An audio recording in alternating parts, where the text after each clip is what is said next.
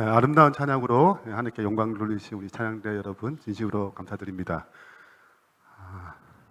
오늘 사경의 마지막 날입니다. 6번째 시간이고 생활론, 하나님의 두 가지 도구, 하나님께서 어떻게 우리의 생활을, 우리의 삶을 어떻게 변화시키는지에 대한 내용으로 오늘 마무리를 하겠습니다.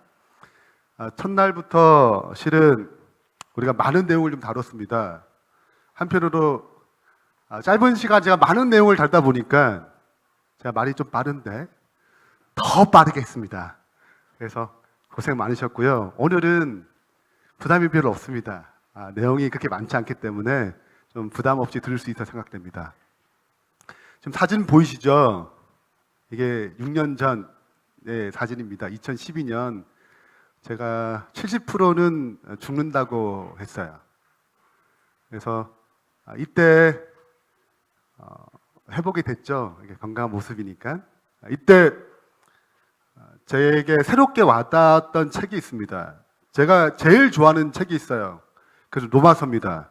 우리 셋째 날 로마서를 다뤘어요. 로마서는 저에게 구원의 확신, 복음, 삶의 변화, 어떻게 얻었는지에 대한 명확한 성경적 이해를 갖게 한 책입니다. 굉장히 좋아했고, 두 번째 좋아하는 책은 요한계시록이에요. 요한계시록은 제가 왜 이 남은 교회에 있어야 되는지에 대해서 확신을 준 책입니다. 그래서 제가 보통 교회를 가게 되면 가장 첫 번째 하는 설교는 로마서입니다.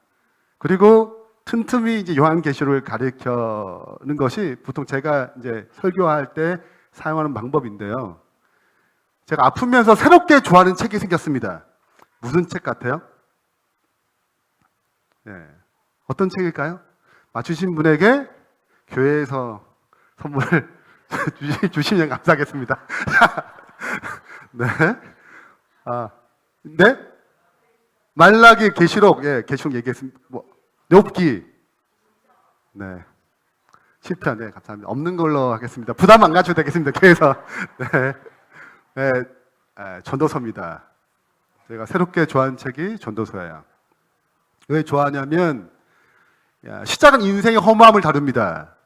그리고 끝은 이 허무함의 결론인 하나님을 경외하러 끝을 맺혀요. 근데 이 과정, 이 논리적 과정은 제 개인적으로 생각에는 로마서고, 구약의 로마서고, 구약의 계시록 같습니다. 전도서 12장의 제 결론은, 제 마지막 부분은 다 종말론적 언어를 씁니다.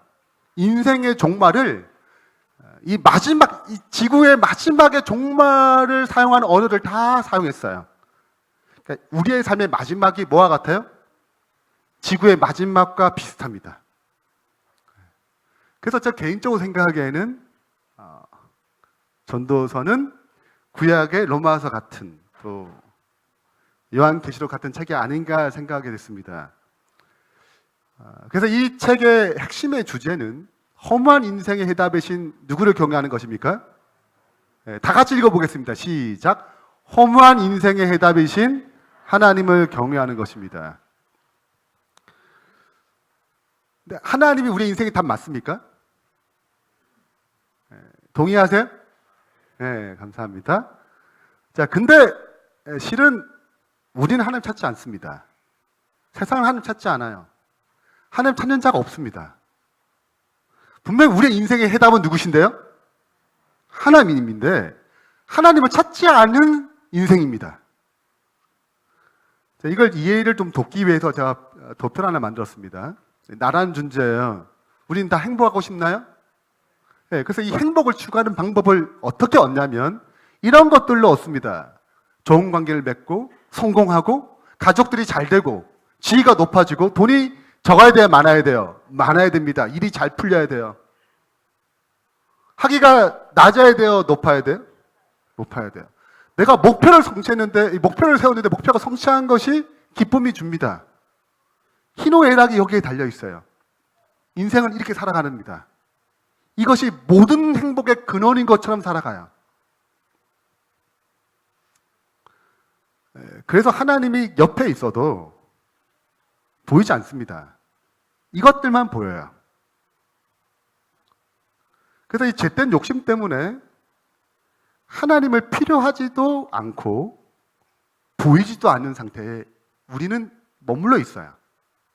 다행히도 우리는 어떤 계기를 통해서 하나님을 봤습니다. 이 자리에 있는 거예요.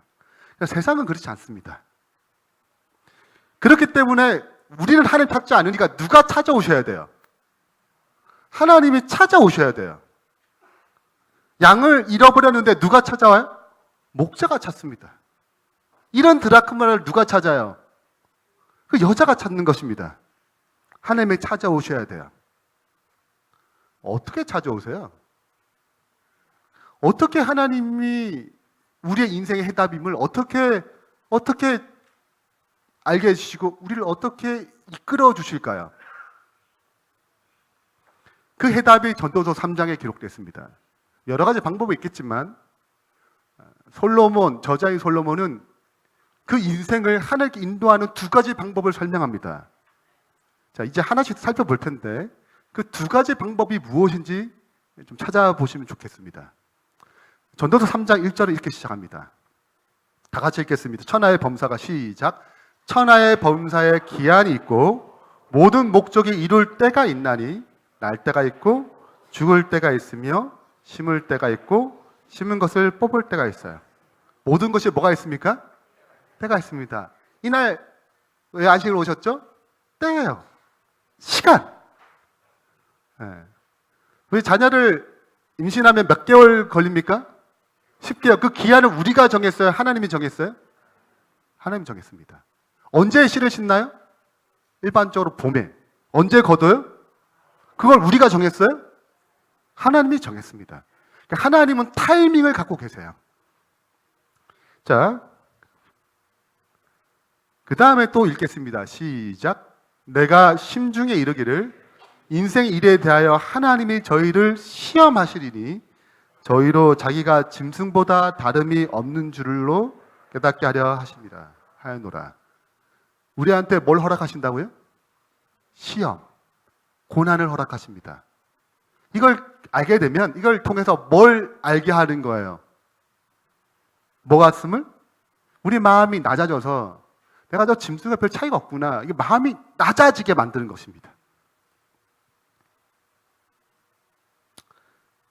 무릇 하나님이 행하신 이런 것은 영원히 있을 것이라 더할 수도 없고 덜할 수도 없나니 하나님이 이같이 행하심은 사람으로 그 앞에서 뭐하게 만들어요? 경외하게 만듭니다. 이것이 3장의 스토리예요. 3장의 중요한 스토리의 핵심을 제가 뽑았습니다. 그래서 하나님이 우리를 이끄시는 도구를 두 가지로 얘기하는데 첫 번째는 무엇입니까? 첫 번째는 때입니다. 때. 천하의 범사에 기한이 있습니다. 모든 목적이 뭐가 있어요? 이룰 때가 있어요. 예수님이 그냥 태어나셨어요? 아니면 뭐가 참에? 때가 참에 오셨어요. 이스라엘 백성이 바벨론에서 몇 년이 차야 예루살렘 돌아갑니까? 70년이 차야 돌아가는 것입니다. 뭐가 있는 것이에요? 때가 있습니다. 그 다음 두 번째 도구가 무엇입니까? 두 번째 도구? 도구가 시험입니다.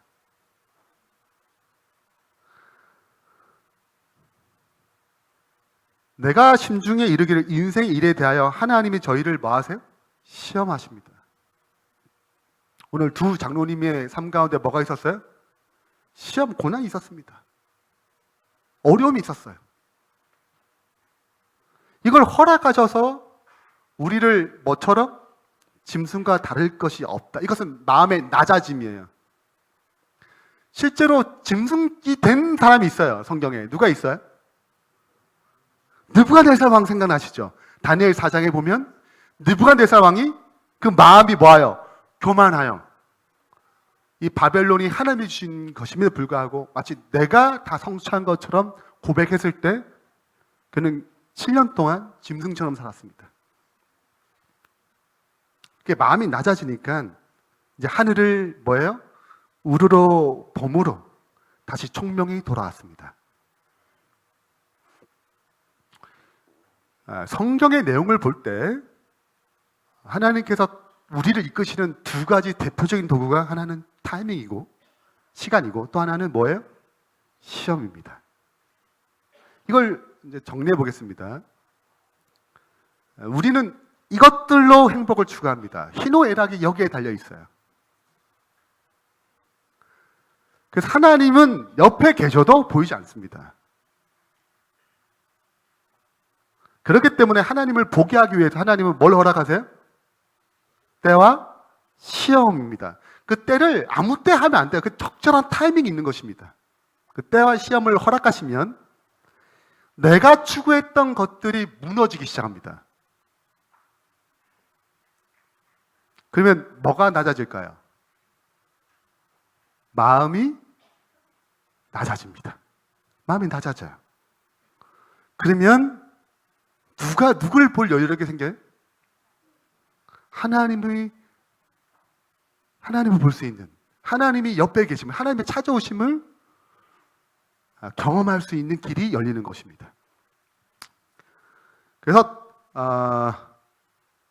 우리도 이제 건강 세미나 때 열면 아프고 힘든 분들이 어떻게 찾아와요. 근데 왜 그때 전에는 높은 지위에 계신 분들이 그런 질병을 통해서 하나님을 만나게 되냐면 그 어려움을 통하여 뭐가 낮아졌어요? 마음이 낮아졌습니다. 그래서 들을 귀가 생겼어요. 여러분, 시험이 온다고 해서 다 변화되는 건 아닙니다. 뭐가 중요해요? 태도가 중요해요. 태도. 그것을 은혜로 받아들일 것인지 아니면 배척할 것인지에 따라서 우리의 삶이, 생활이 변화될 것인가 아니면 그대로 갈 것인가 결정나는 것입니다. 욥도 시험을 받았나요? 굉장한 시험을 받았습니다. 그는 부자였어요. 하나님 다 잘 섬겼습니다. 근데 욥의 마지막 고백은 특별합니다. 그가 이 모든 것들이 다 제거됐어요. 자기가 가진 것 다 제거됐습니다. 그 경험을 겪은 다음에 그의 고백은 뭐예요? 전에는 뭐 했는데? 귀로 듣는 수준의 신앙이었다면 굉장히 조금에도 불구하고 이제는 어떤 수준이에요? 눈으로 주를 봅니다 라고 고백하는 것입니다. 더 성숙하게 욥의 삶을 변화시켰습니다. 그래서 하나님께서 우리 삶 가운데 뭘 허락하세요? 적절한 때와 시험을 허락하십니다.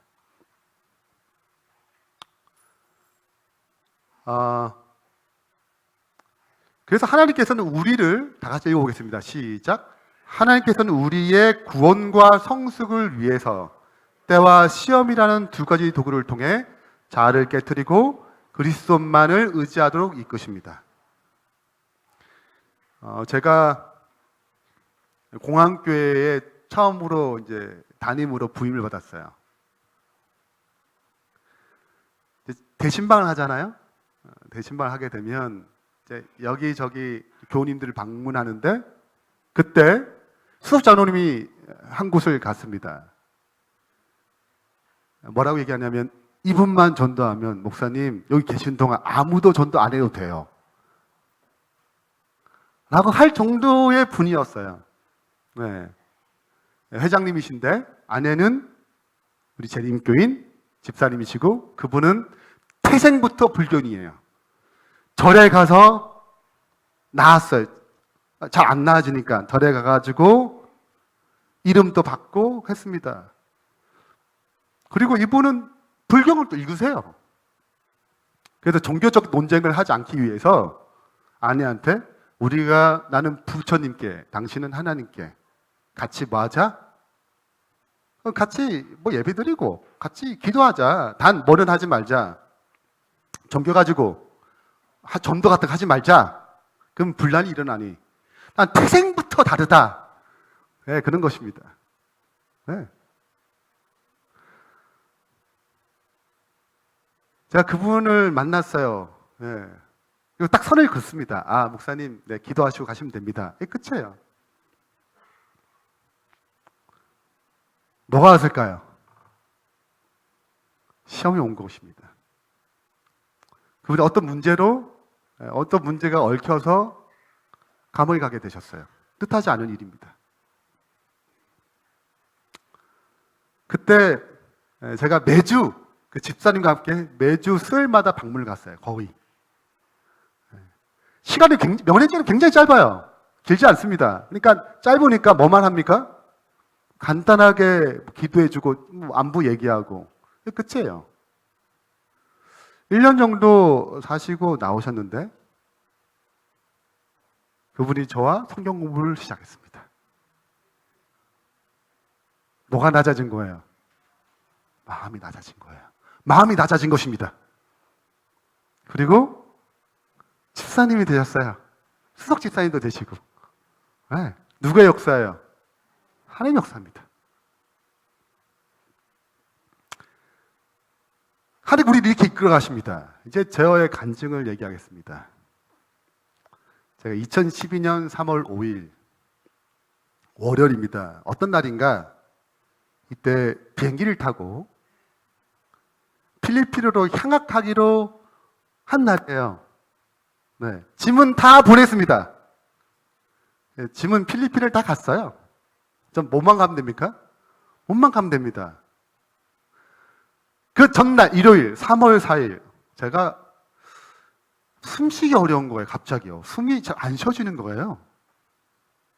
그리고 가슴이 답답해서 전 체한 줄 알았습니다.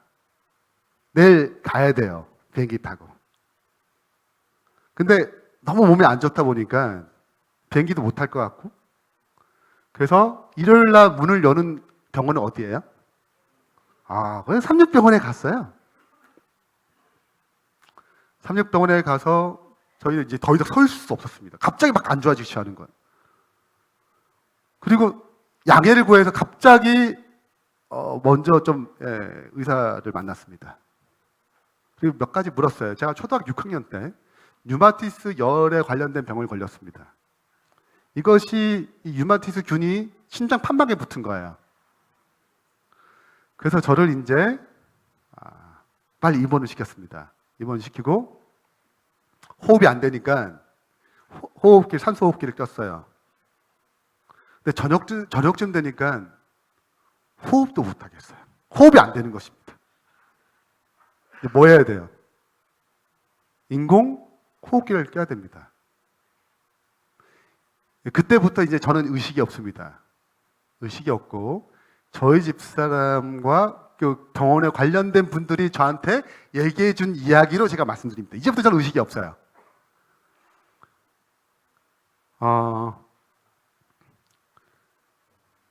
제가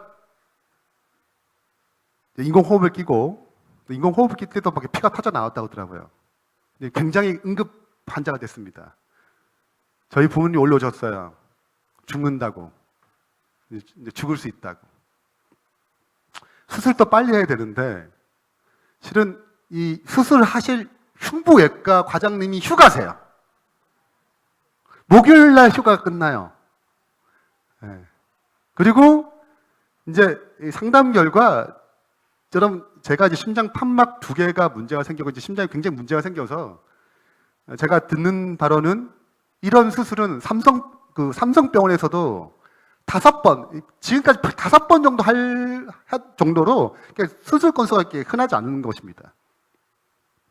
그럼 위생병원은 했을까 안 했을까? 삼육병원은 단 한 번도 한 적이 없는 수술이에요. 그럼 저는 어디서 수술해야 돼요? 마산이나 삼성 이런 데 가야 되잖아요. 근데 가면 죽을 위험이 있는 것입니다. 인공호흡기를 대체할 만한 것이 없는 거예요. 그러니까 천상 어디서 수술해야 돼요? 삼육병원에서 수술해야 됩니다. 네, 의사 선생님이 월요일날 오셨어요. 원래 목요일날 오셔야 되는데 월요일날 오셨어요. 이유가 뭐냐면 수요일날 무슨 이제 그 의사들 또 간호사들 이제 상을 주는 게 있는가 봐요. 근데 그날이 갑자기 월요일로 옮겨져서 상을 받으러 오셨어요. 월요일날. 근데 너무 응급 환자가 있다 보니까 빨리 좀 한번 좀 진찰을 좀 해도 좋겠다 해서 진찰을 하다가 수술을 하지 않으면 안 되겠다고 결정을 내린 것입니다. 그래서 저희 부모님도 다 올라오시고 이제 인사를 하라고 그랬어요.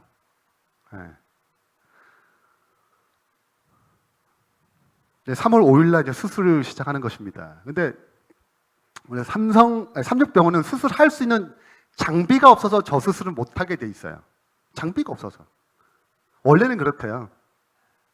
근데 2010년에 장비가 1억이 넘는 고가의 장비가 2대가 필요하답니다. 저를 이제 살리려면. 근데 2010년에 한 대를 구입했대요. 2010년. 그리고 2011년에 또 한 대를 구입한 것입니다. 근데 이런 환자가 없어서 돌려보지 못했어요. 아니, 아산 가고 뭐 삼성 가지 이렇게 굳이 이런 큰 수술을 삼육병원에서 할 필요가 없는 거죠. 저는 그냥 할 수밖에 없는 거예요. 네.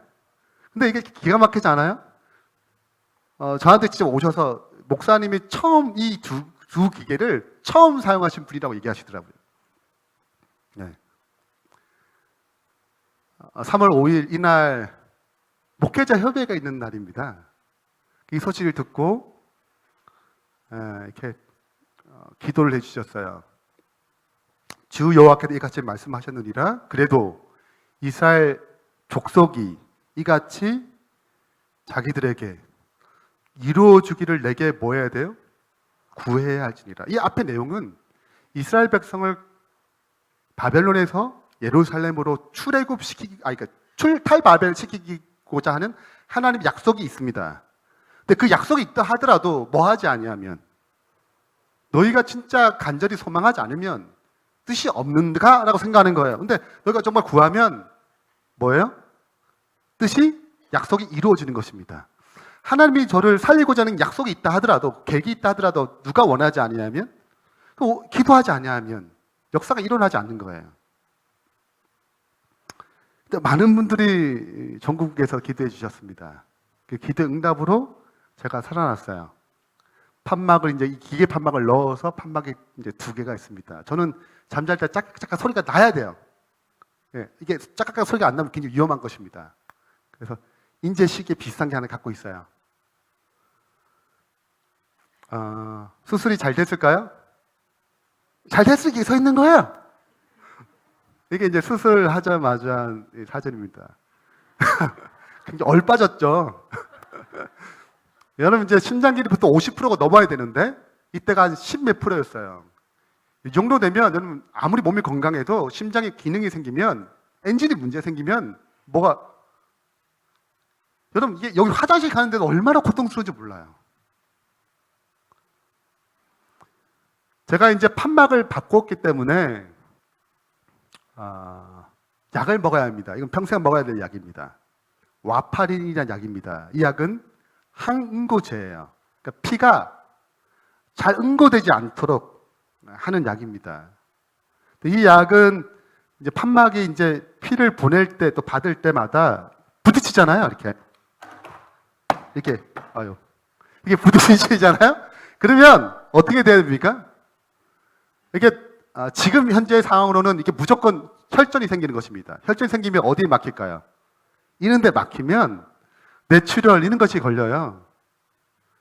터질 수 있습니다. 그렇기 때문에 어떻게 해야 되나요? 이 약을 꼭 먹어야 됩니다. 평생 먹어야 될 약입니다. 그래서 이게 피가 나면 저건 다른 사람보다 2~3배 정도 늦게 멈춥니다. 네. 이 약을 먹어야 돼요. 이 약을 먹는데 가장 방해되는 음식이 있습니다. 이 음식을 좀 절제하라고 그래요. 뭘까요? 뭘 절제해야 할까요? 고기? 아니에요. 고기는 먹어야 돼요. 채소, 푸른 잎사귀, 이런 것들을, 비타민 K가 있어서 비타민 K가 응고제입니다. 이게 방해하는 거예요. 그렇기 때문에 적게 먹어야 합니다. 그래서 저는 이제 항상 교우님과 같이 식사할 때는 신경 쓰지 않습니다. 제가 해보니까 이걸 신경 쓸 때 저도 힘들고 성도도 힘들더라고요. 그냥 혼자 먹을 때만 신경 씁니다. 네, 그래서 잘 살아가고 있습니다. 네. 제가 이런 설교하게 되면, 제가 원래 육식을 안 했거든요. 근데 고기도 멸치도 안 먹었습니다. 근데 이후로부터는 이제 조금씩 먹기 시작해요. 근데 언뜻 오해할 수 있습니다. 여러분, 이렇게 저분은 육식을 별로 좋아하지 않아요. 근데 저분은 채식은 멀리하고 육식을 탐하신 분인갑다. 오해십니다. 오해예요. 이건 그 사람의 입장을 이해하지 않으면 절대 알지 못하는 것입니다. 그래서 그냥 겉모습 보고 절대 판단하지 마십시오. 그건 사랑의 태도가 아닙니다. 이제 3월 22일 날 퇴원을 했어요. 퇴원하고 이제 계속 거래합니다. 계속 거래해야 돼요. 3월 26일, 이게 무슨 날이냐면 월요일, 비가 오는 날입니다. 비가 왔어요. 뭘 못할까요, 제가? 걷지 못해. 이게 계속 걸어야지 이제 신장 기능이 회복되어서 살아갈 수 있는데 비가 오는 거예요. 그러면 어디서 운동하면 좋을까요? 네? 실내. 실내 방 안에서? 어디가 좋을까요? 아니면 헬스장 정도 할 수 있는 체력이 안 돼요. 이마트 이런 데 가는 것입니다. 네. 무슨 데 갔어요. 네. 그래서 먹을 것도 사고 이제 한 바퀴 도는 것입니다.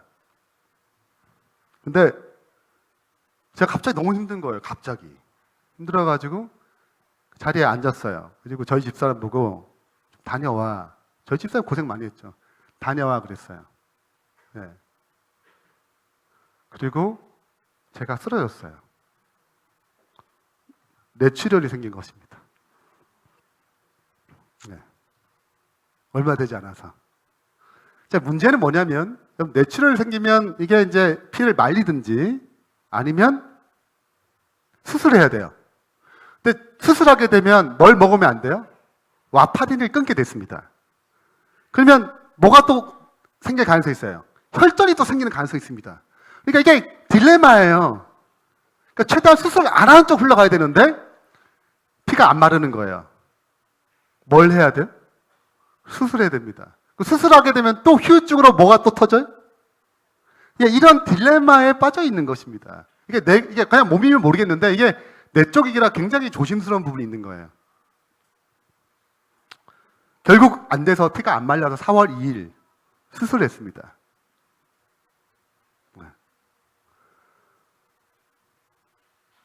제가 이제 회복된 다음에 집사님이 찾아왔어요. 3월 이제 퇴원했 5월 7일 퇴원했는데요. 이제 제가 천성교회에 있었는데 이제 집사님들이 저를 찾아왔습니다. 병문에 왔어요. 목사님 저 아시죠? 알죠. 이름이 뭐예요? 생각이 안 나는 거예요. 이름이 생각이 안 나요. 그리고 또 질문합니다. 성경이 몇 권이에요? 몇 권이에요? 저는 100권! 저는 이런 분들은 이런 사람에게 성경을 배우는 거예요, 지금요. 제가 너무 자신있게 100권이라고 그랬어요. 저희 집사 얼마나 안 담았겠어요.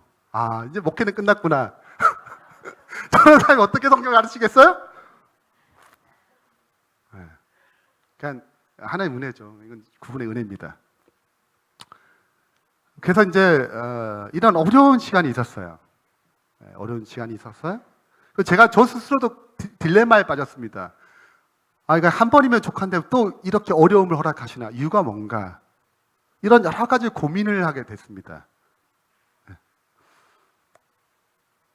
제가 이제 수술 받은 다음에 모습이에요.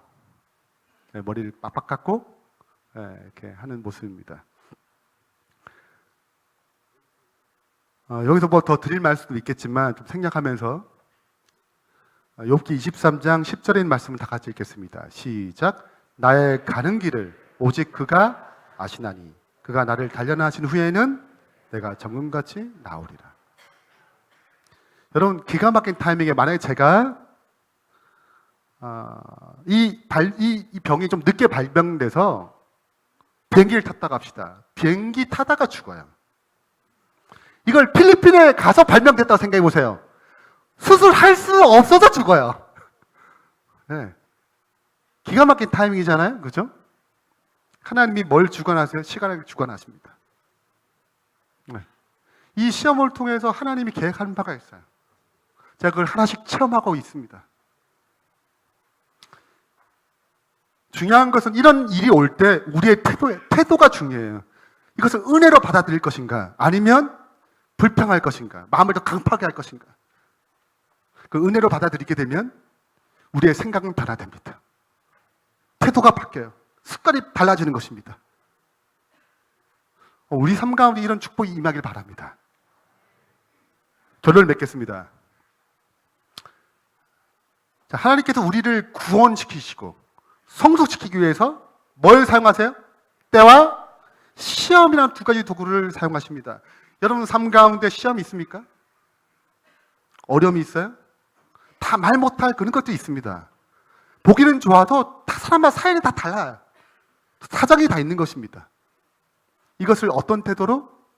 은혜의 태도로, 주님의 섭리의 태도로 받아들이게 되면 우리의 생각은 변화됩니다. 우리의 행동은 달라져요. 우리는 다 이해하지 못하지만 시간이 흐르면서 그 시험의 의미를 찾게 됩니다. 다 찾지 못하는 것은 하늘에 가면 찾게 될 거예요. 믿으십니까? 아멘. 그래서 구원을 이루실 때 하나님은 섭리합니다. 믿지 않는 사람들 이런 어려움이 있어요. 역경이 있습니다. 아까 간증 들으셨잖아요. 매형이 아프니까 다 믿게 됐다고.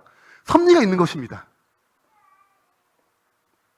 두 번째는 우리를 성수시킨데도 그 때와 시험이라는 방법을 사용합니다. 사마리아 여인 보세요. 딱 언제 그 여인이 만나려면 언제 만나야 돼요? 정오. 그 타이밍에 기가 막히게 찾아가시는 것입니다. 하나님께서. 여인은 문제를 갖고 있었어요. 5번이나 남편과 결혼하고 이혼했습니다. 그 문제가 많다는 뜻이에요. 시험이 많다는 것입니다. 인생이 괴롭다는 뜻이에요. 그 마음에 누가 찾아갔어요? 예수님이 찾아갔습니다. 그리고 놀라운 역사가 일어났습니다. 오늘 우리 삶 가운데 이 과정을 통해, 이 과정 아픈 과정이지만 그리스도를 더 깊이 체험하길 바랍니다. 여러분 빵이 가장 마실 때 좋은 냄새가 날 때가 언제인 줄 아세요? 뭐 할 때요? 반죽할 때요? 오븐에 넣을 때입니다. 그때 가장 향기로운 냄새가 나요. 오븐이란 열 가운데 있을 때 가장 향기로운 냄새가 나는 것입니다. 우리 삶 가운데 혹시 오븐 가운데 있다면 그때 그 경험, 그 하나님을 만난 체험이 가장 아름다운 향기로 변할 줄 믿습니다. 이런 축복된 백성, 축복된 인생 되길 바라면서 말씀 마치겠습니다.